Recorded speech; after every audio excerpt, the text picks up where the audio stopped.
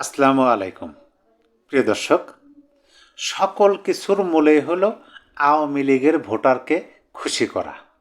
কেন খুশি করতে হবে? কারণ তাদের ভোটটা দরকার।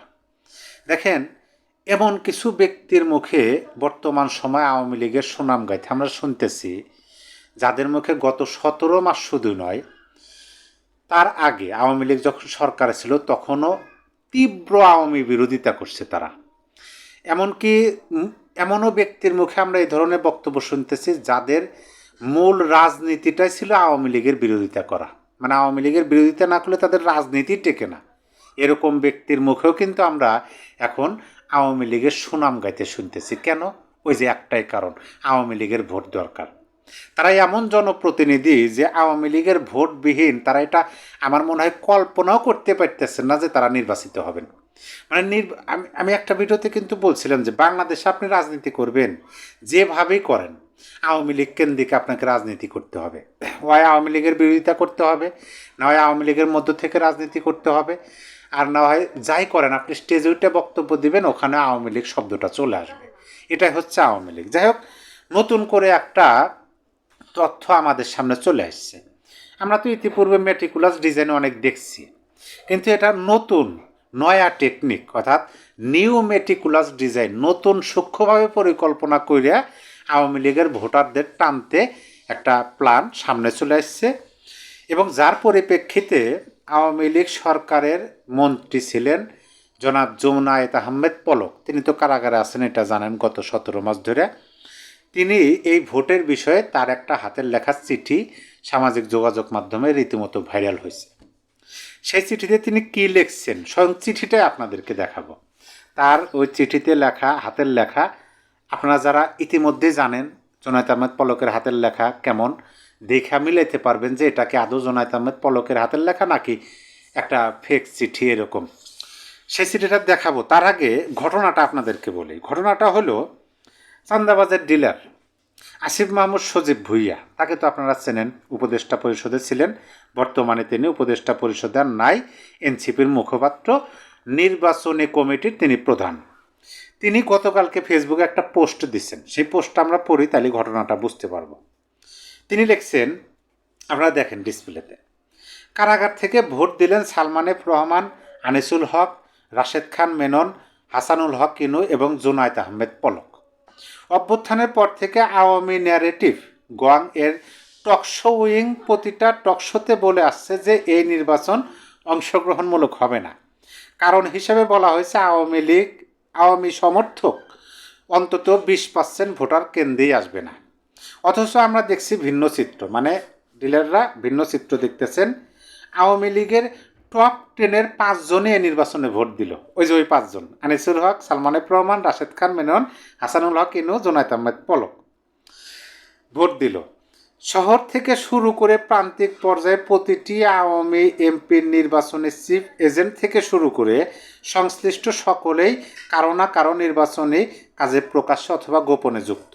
আশেপাশে তাকে দেখেন তো, 24-এর নির্বাচনে আওয়ামী সমর্থকদের কয়জন এবার ভোট দেবে না বলছে। মানে তিনি আশেপাশে তাকে একটু দেখতে বলছে, আমরা তো দেখার উপরই আছে। যাই হোক, এটা কি শুধু তিনি দেখছেন না, এটা না পত্রিকাও হয়েছে। তিনি যে কথা বললেন যে নির্বাচন গ্রহণযোগ্যতায় পাওয়া যাবে, ওই যে আনিসুল হকরা নাকি ভোট দিছে, স্বয়ং জুনায়েদ আহমেদ পলক চিঠির মাধ্যমে জানাইছে, সেটাতে আসবো।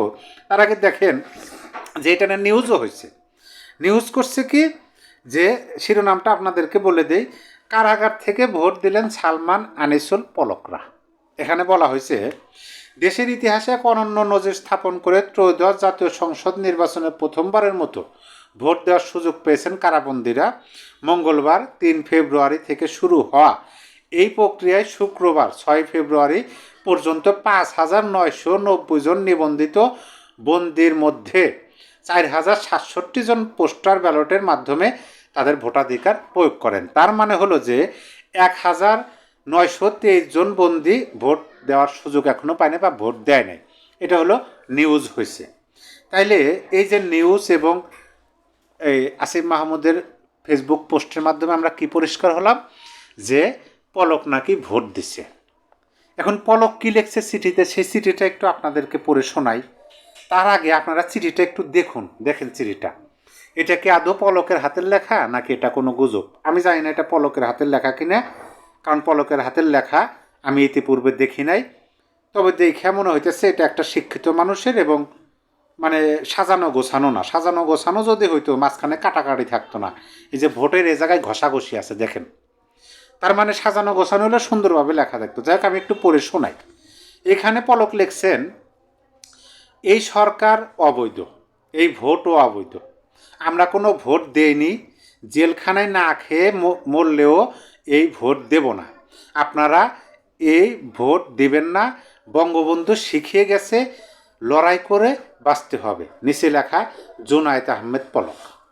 মানে নিচের যে বাক্যটি, বঙ্গবন্ধু শিখিয়ে গেছেন লড়াই করে বাঁচতে হবে, মানে কথার যে টিউন, লেখার যে টিউন, ভাষা, সেইটা আমার কাছে মনে হলো যে এটা জুনায়েদ আহমেদ পলকের হতে পারে।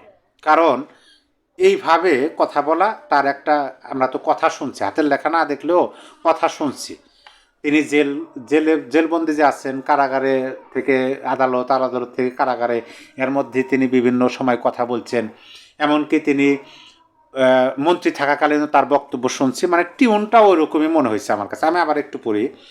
এই সরকারও অবৈধ, এই ভোটও অবৈধ, আমরা কোনো ভোট দেইনি, জেলখানায় না খেয়ে মরলেও ভোট দেব না, আপনারা কেউ ভোট দেবেন না, বঙ্গবন্ধু শিখিয়ে গেছে লড়াই করে বাঁচতে হবে। নিচে লেখা জুনায়েদ আহমেদ পলক। আচ্ছা, এখন সত্য মিথ্যার যাচাইটা আপনাদের হাতে ছেড়ে দিলাম, আদৌ কোনটা সত্য কোনটা অসত্য। আসিফ মাহমুদ সজীব ভুঁইয়া পত্রিকা দেখেন, আমি এই যে চিঠিটা, এই চিঠিটার বিষয়ে আমি একটু ঘাটাঘাটি করলাম, একটু অনুসন্ধান করলাম, যে দেখি কোনো পত্রিকা বা ওই যে বলে না যে বিভিন্ন স্ক্যানার আছে যারা সত্য মিথ্যা যাচাই করেন, কারো কাছ থেকে এ পর্যন্ত পেলাম না। মানে এই বিষয়ে কারো কেউ কোনো কি বলে যে নিউজও করে নাই, স্ক্যানও করে না যে চিঠিটা আসল না নকল। মানে নকল হলেও এটা অবশ্য সামনে আসতো, আমার মনে হয় যে হ্যাঁ এটা নকল, এই যে এটা আসলে এটা নকল। এখন যাই হোক, জুনায়েদ আহমেদ পলক সাহেব যদি লেখা থাকেন, তিনি তার মতো করে লিখছেন। আসিফ মাহমুদ সজীব ভুঁইয়া তিনি তার মতো লিখছেন পত্রিকার ভাষায়। কিন্তু মূল বিষয়টা কোনটা? মূল বিষয়টা কিন্তু ওইটাই, আমি প্রথমে যেটা বললাম, যে মূল বিষয়টা হলো যে আওয়ামী লীগের ভোটারকে খুশি করা, তাদেরকে আকৃষ্ট করা। এই যে পলকের নাম যখন নেবেন, আনিসুল হক মিলনের জন্য নাম যখন নেবেন, তারপরে আপনি যখন হাসানুল হক ইনুন, রাশেদ খান মেননের নাম নেবেন, তখন কিন্তু অন্তত এই যে আপনার পাঁচজন, এই পাঁচজন কিন্তু পাঁচজন, হ্যাঁ সালমানের প্রমাণ আছে, তাদের যে নির্বাচনী এলাকা, সে এলাকার যে আওয়ামী লীগের ভোটাররা, তারাও কিন্তু উদ্বুদ্ধ হবেন যে হ্যাঁ আমাদের লিডাররা জেলখানা থেকে ভোট দিছে, আমরাও ভোট দিই। মানে এইটা কীভাবে ঢালাওভাবে প্রচার হইতেছে, নির্বাচনের গ্রহণযোগ্যতা নিয়ে আসিফ মাহমুদ চিন্তিত, সেই জন্য পলকদের নাম চলে আসতেছে। প্রিয় দর্শক, আপনার মতামত অবশ্যই কমেন্ট বক্সে লিখে জানাতে পারেন যে আদৌ এই যে নিউ মেটিকুলাস ডিজাইন, সেটা কি আওয়ামী লীগের ভোটারদের আকৃষ্ট করতে পারবে, নাকি ওই যে কমনওয়েলথ এবং সিপিডি তারা যে বলছেন আওয়ামী লীগবিহীন নির্বাচন গ্রহণযোগ্যতা হবে না, সেটাই বাস্তবায়ন হবে। সবাই ভালো থাকবেন, আল্লাহ হাফেজ।